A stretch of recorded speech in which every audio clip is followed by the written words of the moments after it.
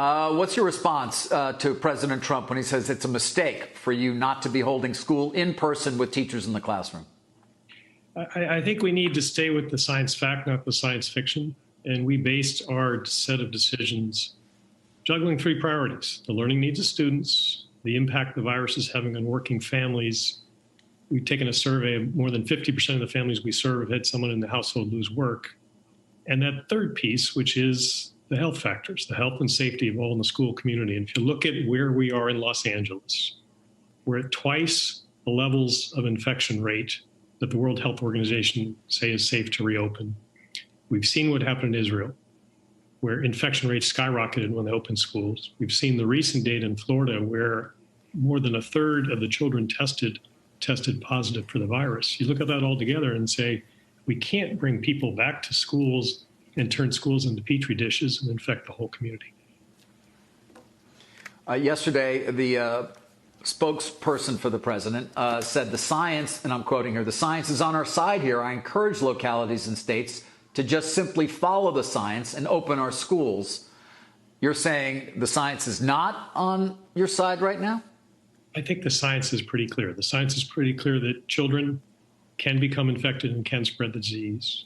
It's clear from studies in Italy where they quarantined an entire village of 15,000 people, tested those who had the virus. Of those who tested positive, more than half showed no symptoms. So it's not safe to bring people back together. I think the conversation needs to pivot to what do we do to get back to schools quickly and safely. Three things: health practices, which have been well chronicled, the painter's tape on the floor to keep students and staff further apart, wear the masks, sanitize all the surfaces. That's only one piece. We've also got to test for the virus, and we've got to have contact tracing in place, and schools are uniquely situated to be part of that. We exist in cohorts, a group of 10 students and their teacher, relatively easy to trace who might have come in contact with someone who tested positive. Test at schools, protect the few to protect the many. We have a high school with about 3,000 students and staff who connect to 100,000 other people every day. If we test the 3,000, we'll keep 100,000 people safe. So all three pieces get us back to school safely. And I think if there's a role for the federal government, fund a comprehensive nationwide program of testing and tracing in public schools and get us back faster and safer. Right. Well, until then, it would seem the economy, for example, in Los Angeles and or New York as well, can't really fully function until everybody's back at school, Austin, as well. And we know, certainly I have plenty of parents out there who've experienced the remote learning that we saw in the spring. It's not ideal, far from it. There are some kids who thrive, but there are plenty of others who we may lose here. Would you agree with that? And, you know, what is the downside from moving in the way that you are to given all of those potential negatives?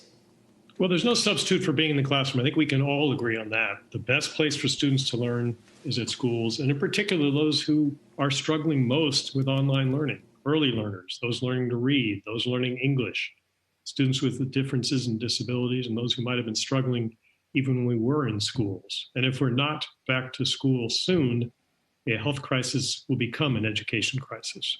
We all know that, but the conversation has to be about how to do it safely, because we cannot compromise on the health and safety of all in the school community. That's just non-negotiable. But we see a path to get people back safely, and that's what we've got to be working towards. Austin, is there a generally accepted number or metric that would explain how much kids are being held back by being online? We know it's not perfect, but is there an estimate of how much they've given up in terms of the curriculum trajectory that they ordinarily would have had non-pandemic?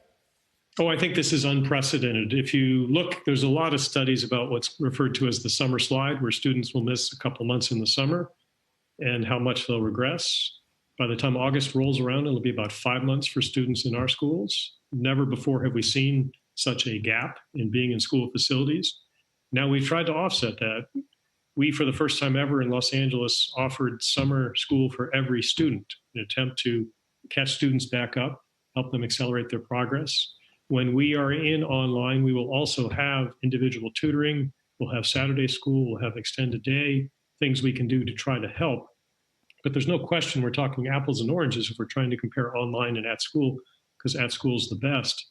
but we got to do it safely. And that's the part we can't compromise on. So we're left juggling three things: the health and safety of all, the learning needs of students, and the impact the virus is having on working families. And the best way to remedy that is to get us back as fast as we can to school facilities.